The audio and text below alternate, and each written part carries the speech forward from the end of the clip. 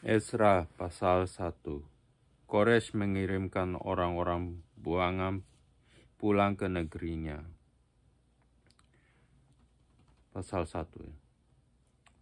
Pada tahun pertama zaman Kores, Raja negeri Persia, Tuhan menggerakkan hati Kores, Raja Persia itu, untuk menggenapkan firman yang diucapkan oleh Yeremia, sehingga disiarkan di seluruh kerajaan Kores secara lisan dan tulisan pengumuman ini. Beginilah perintah Kores, Raja Persia. Segala kerajaan di bumi telah dikaruniakan kepadaku oleh Tuhan, Allah semesta langit. Ia menugaskan aku untuk mendirikan rumah baginya di Yerusalem, yang terletak di Yehuda. Siapa di antara kamu termasuk umatnya, Allahnya menyertainya,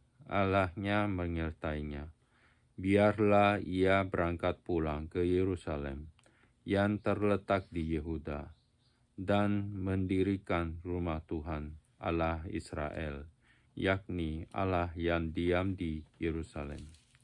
Dan setiap orang yang tertinggal dimanapun ia ada sebagai pendatang harus disokong oleh penduduk setempat dengan perak dan emas, harta benda dan ternak, di samping persembahan sukarela bagi rumah Allah yang ada di Yerusalem. Maka berkemaslah kepala-kepala kaum keluarga orang Yehuda dan orang Benyamin, serta para imam dan orang-orang Lewi, yakni setiap orang yang hatinya digerakkan Allah untuk berangkat pulang dan mendirikan rumah Tuhan yang ada di Yerusalem. Dan segala orang di sekeliling mereka membantu mereka dengan barang-barang perak, dengan emas, harta benda, dan ternak, dan dengan pemberian yang indah-indah, selain dari segala sesuatu yang dipersembahkan dengan sukarela. Pula Raja Kores menyuruh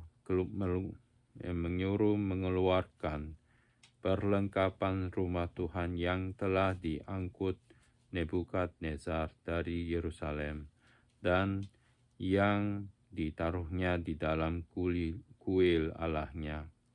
Kores, Raja Persia itu, menyuruh mengeluarkan semuanya itu di bawah pengawasan Mitredat, bendahara raja, yang menghitung seluruhnya bagi Sesbazar, pembesar di Yehuda. Inilah dasarnya: 30 bokor emas, 1000 bokor perak, 29 pisau, 30 piala emas, pula 410 piala perak, 1000 buah barang-barang lain. Barang-barang emas dan perak itu seluruhnya berjumlah 5.400. Semuanya itu dibawa oleh Sesbazar sewaktu orang-orang buangan itu dibawa pulang dari negeri Babel ke Yerusalem. Pasal 2. Daftar orang-orang yang kembali dari pembuangan. Inilah orang-orang provinsi Yehuda yang berangkat pulang dari pembuangan, yakni para tawanan yang dahulu diangkut ke Babel oleh Nebukadnezar, Raja Babel, dan yang kembali ke Yerusalem dan ke Yehuda, masing-masing ke kotanya. Mereka datang bersama-sama: Zerubabel, Yesua, Nehemia, Seraya, Reelaya, Mordekai, Bilsan, Mispar, Bigwai, Rehum, dan Baana. Inilah daftar orang-orang bangsa Israel. Bani Paros, 2.172 orang. Bani Sefaca, 372 orang. Bani Ara, 775 orang. Bani Pahat Moab, yakni anak-anak Yesua dan Yoab, dan 2.812 orang. Bani Elam, 1.254 orang. Bani Zatu, 945 orang. Bani Zakai, 760 orang. Bani 642 orang. Bani Bebai, 623 orang. Bani Azgad, 1.222 orang. Bani Adonikam, 666 orang. Bani Bigwai, 2.056 orang. Bani Adin, 454 orang. Bani Ater, yakni Bani Hizkia, 98 orang. Bani Bezai, 323 orang. Bani Yora, 112 orang. Bani Hasum, 223 orang. Bani Gibar, 95 orang. Bani Bethlehem, 123 orang. Orang-orang Netofa, 56 orang. Orang-orang Anatot, 128 orang. Dari Asmawet, 42 orang. Dari Kiryat Arim, Kefira dan Beerot, 743 orang. Dari Rama dan Gaba, 621 orang. Orang-orang Mikmas, 122 orang. Orang-orang Betel dan Ai, 223 orang. Dari Nebo, 52 orang. Bani Magbis, 156 orang. Bani Elam, yakni Elam yang lain, 1.254 orang. Bani Harim, 320 orang. Orang-orang dari Lot, Hadid, dan Ono, 725 orang. Dari Yeriko, 345 orang. Bani Sana, 3.630 orang. Inilah para imam Bani Yedaya, yakni kaum keluarga Yesua, 973 orang. Bani Imer, 1.052 orang. Bani Pashhur, 1.247 orang. Bani Harim, 1.017 orang.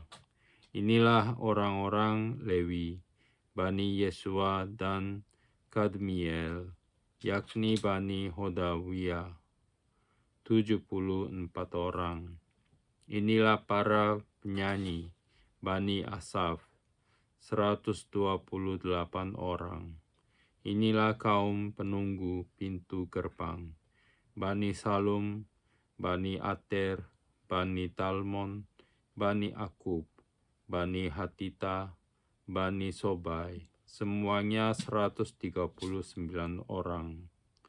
Inilah para budak di Bait Allah, Bani Ziha, Bani Hasufa, Bani Tabaot, Bani Keros, Bani Siaha, Bani Padon, Bani Lebana, Bani Hagaba, Bani Akub, Bani Hagab, Bani Samlai,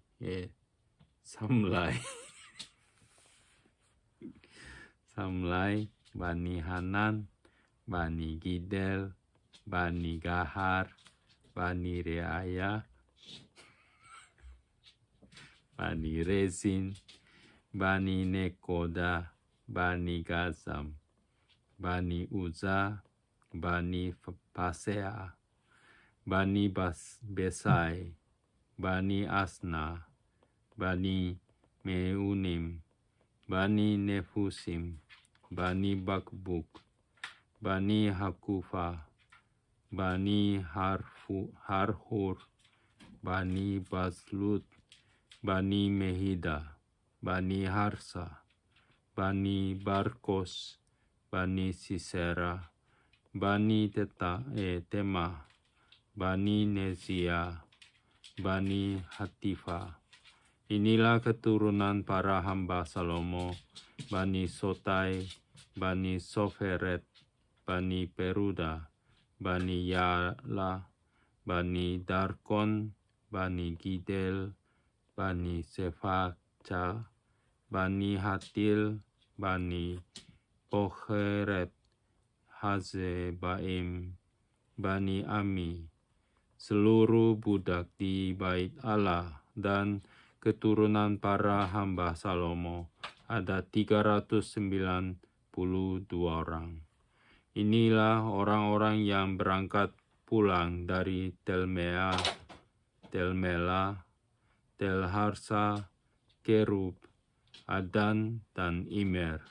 Tetapi mereka tidak dapat menyatakan apakah kaum keluarga dan asal-usul mereka termasuk bangsa Israel. Bani Delaya, Bani Tobia, Bani Nekoda, 652 orang. Dan dari antara kaum imam, Bani Habaya, Bani Hakos, Bani Barzilai. Barzilai itu memperistri seorang anak perempuan Barzilai, orang Gilead itu, dan sejak itu dinamai menurut nama keluarga itu. Mereka itu menyelidiki apakah nama mereka tercatat dalam silsilah, tetapi karena itu tidak didapati, maka mereka dinyatakan tidak tahir untuk jabatan imam, dan tentang mereka diputuskan oleh kepala daerah bahwa mereka tidak boleh makan dari persembahan Maha Kudus, sampai ada seorang imam bertindak dengan memegang Urim dan Tumim. Seluruh jemaah itu bersama-sama ada 42.360 orang. Selain dari budak mereka laki-laki dan perempuan yang berjumlah 7.337 orang. Pada mereka ada 200 penyanyi laki-laki dan perempuan.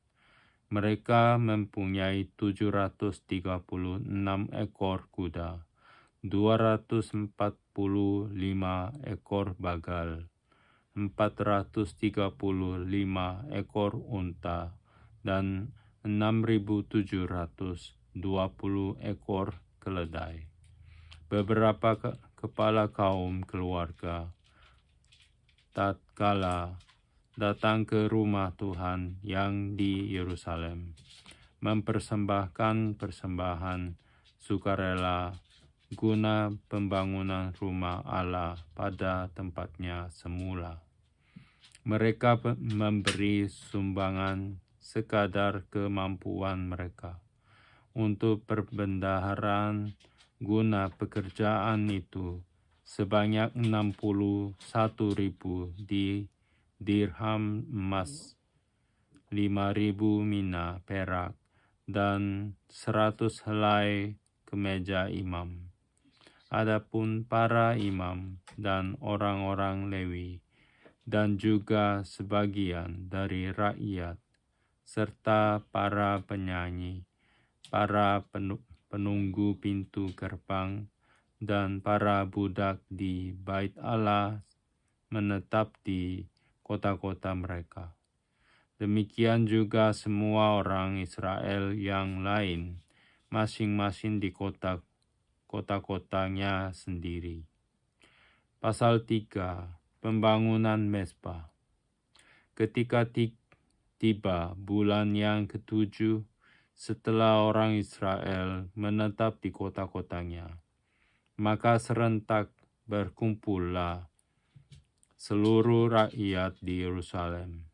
Maka mulailah Yesua bin Yozadak beserta saudara-saudaranya, para imam itu, dan Zerubabel bin Sealtiel beserta saudara-saudaranya membangun Mezbah Allah Israel untuk mempersembahkan korban bakaran di atasnya, sesuai dengan yang ada tertulis dalam kitab Taurat Musa, abdi Allah.